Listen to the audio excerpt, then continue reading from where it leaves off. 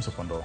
Jod bura ariyo ma Turkana North kod South Ekwana Naibun kachiel kod Ariko Namoit owuok e lela mar kwedo tim mane otim kod moko kuom ji e kaunti no e tamo ogai mar Azimio loso kod jopiny e kinde nyasi mar dhialo kido kod timbe mar oganda Turkana chieng' tich abich. Kano giloso Lodwa Naibun osetimo kamano kendo ok en kare mondo Raila e koma ma omako e pacho ka mondo okalia kweda makamano. Giseb Governor Turkana Jeremiah Lomkrai kuom tiyo kod telo mare e chwalo lweny kod akwede kind oganda Turkana. Gikoni poni Governor no dwa loko tango kendo donjo e UDA to dhi kod kwe ma ok okelo koko.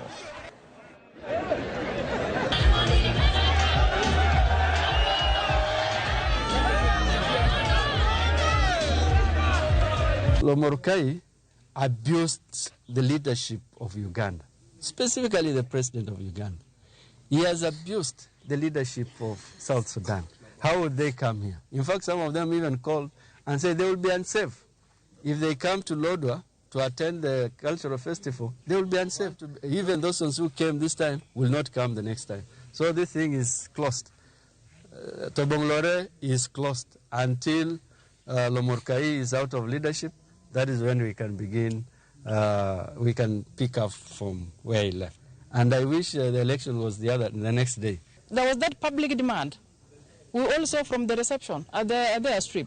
Everybody arrived there. Town, businesses stopped. Not because somebody stopped, but they wanted to stop to hear Raila Amolo Odinga.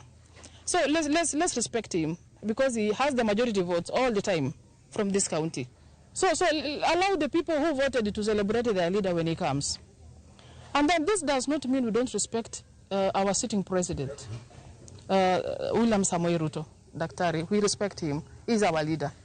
When Raila respects him and he respects Raila, who are we to bring in things in between? I want to apologize to Baba for what took place. Our governor claims that he controls, is an hooligan or is a warlord. He confirmed yesterday that why were you running when I tried to touch a button? That's what he said. It is in the public domain. It is in the media. We want the government to take necessary action against this governor.